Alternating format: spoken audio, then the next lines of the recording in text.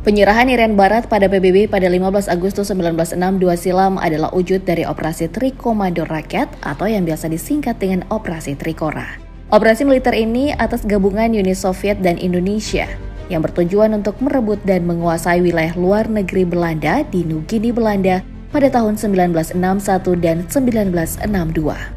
Dalam operasi yang melibatkan tersebut, TNI Angkatan Udara dipersenjatai dengan rudal SAM-75 buatan Uni Soviet. Keberadaan alutsista ini pada saat itu membuat negara-negara tetangga di Asia sangat segan.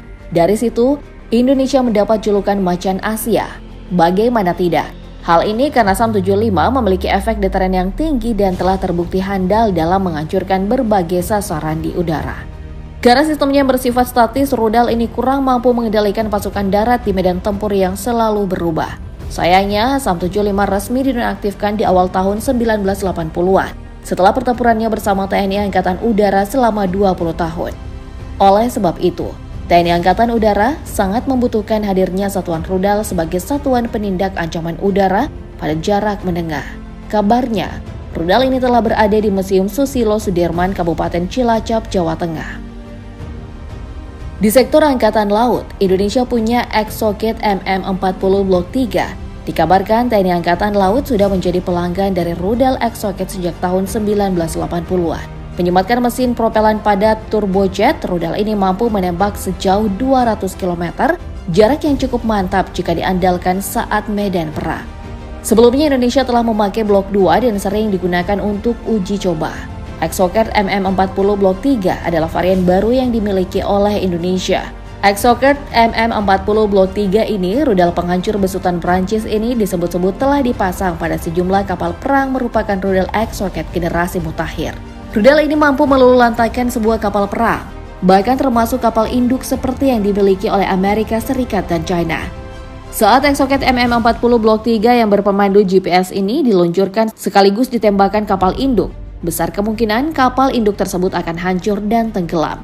Dengan kecepatan 1148 km per jam, kemampuannya meluncur di laut yang sangat hebat membuat rudal anti kapal ini banyak dipakai oleh angkatan laut di seluruh dunia termasuk Turki, Jerman, Prancis, Yunani, Peru, dan Qatar.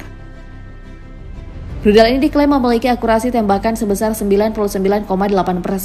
Mistral adalah sistem rudal pertahanan udara jarak pendek yang dapat digunakan dari kendaraan, kapal permukaan, dan helikopter, serta dalam konfigurasi portable. Rudal ini digadang-gadang pernah melakukan uji menembak rudal Mistral oleh prajurit Arhanud TNI Angkatan Darat.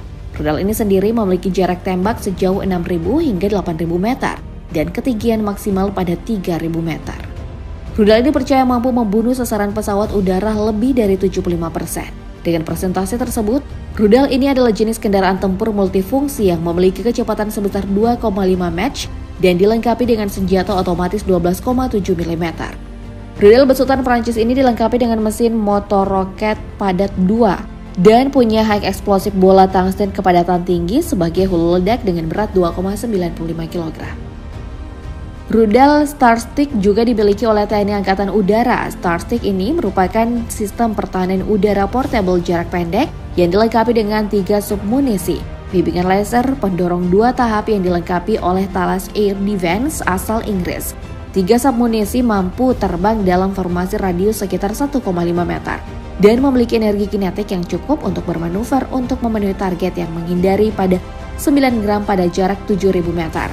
Dikabarkan rudal ini telah dibeli oleh Kementerian Pertahanan Indonesia sejak tahun 2015 silam. Kemampuan tembaknya dapat melaju sejauh 7 km dan jangkauan radar sejauh 250 km. Sehingga dapat mencegah serangan. Setelah diluncurkan, rudal ini mampu berakselerasi hingga lebih dari 4 Mach, menjadikannya rudal permukaan ke udara jarak pendek tercepat di dunia. Ia kemudian meluncurkan 3 submunisi yang menunggangi sinar laser, meningkatkan kemungkinan mengenai sasaran yang berhasil. Rudal jelajah pabrikan Rusia ini dilengkapi dengan sistem propulsi bahan bakar pada 2 tahap. Kh-59 ini mampu berlayar di ketinggian sekitar 7 meter di atas air atau 100 hingga 1000 meter di atas tanah dengan bantuan radar altimeter. Rudal ini dapat diluncurkan pada kecepatan 6.000 hingga 1.000 km per jam pada ketinggian maksimal hingga 11 km. Dalam jangkauan 200 km, KH-59ME ini memiliki mesin turbofan eksternal di bawah bodi tepat di depan sayap belakang, dengan tetap mempertahankan akselerator bahan bakar bubuk.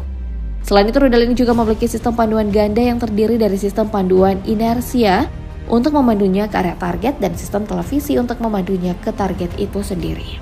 Memiliki bobot 930 kg dan berat hulu ledak sebesar 320 kg. Rudal ini dipicu dengan sistem cluster atau fragmentasi beban berbentuk rudal, diketahui memiliki fitur fire and forget, yang berarti jika ditembakkan, ia akan mencari targetnya sendiri. Rudal ini bahkan juga digunakan oleh beberapa negara lain, misalnya Vietnam, China, India, Rusia, China, dan Malaysia. Masih besutan asal Rusia, rudal Yakon P-800 ini adalah rudal jelajah anti kapal supersonik dengan massa 3.000 kg. Rudal ini dimiliki oleh TNI Angkatan Laut yang memiliki jarak tembakan sejauh 300 km, atau setara dengan jarak Surabaya ke Semarang. Dengan harga yang cukup fantastis 20 miliar rupiah, rudal ini mampu terbang pada ketinggian 10 meter. Rudal ini dilengkapi dengan mesin Ramet yang menghasilkan daya dorong sebesar 4 ton. Plus sistem panduannya menggunakan panduan inersia mid-course. Kepala pencari radar pasif homing radar aktif. Kecepatan maksimal yang dapat ditempuh adalah 3.180 km per jam. Bahkan disebut-sebut 2 kali lebih cepat dari suara. Rudal ini memiliki fitur yang sama dengan KH-59ME tadi, yaitu fire and forget yang telah kita bahas sebelumnya. Di lingkup Asia Tenggara sendiri, Yakon hanya dioperatori oleh Vietnam dan Indonesia. Adapun perbedaannya, Vietnam menempatkan rudal di silo tempat peluncuran di pantai, bersifat statis untuk keperluan defensif untuk menghadang kapal-kapal perang China yang bersengketa dengan Vietnam. Sedangkan Indonesia menempatkannya di atas kapal perang yang bersifat dinamis. Rudal ini bisa digunakan untuk keperluan defensif maupun ofensif. Yang terakhir ada Raytheon IGM-65K2, salah satu rudal andalan Indonesia yang disematkan pada pesawat tempur F-16. Pasalnya, rudal Raytheon ini sendiri memiliki kecepatan hingga 1.100 km per jam. Hal inilah yang menjadi kelebihan rudal buatan Amerika ini. Tentu kecepatan ini mampu bergerak gesit sebelum akhirnya mengenai sasaran. Rudal ini memiliki diameter 300 mm dan panjang mencapai 2,5 meter.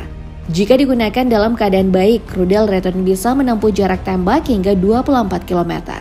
Raytheon AGM-65K2 telah digunakan oleh 30 negara di dunia.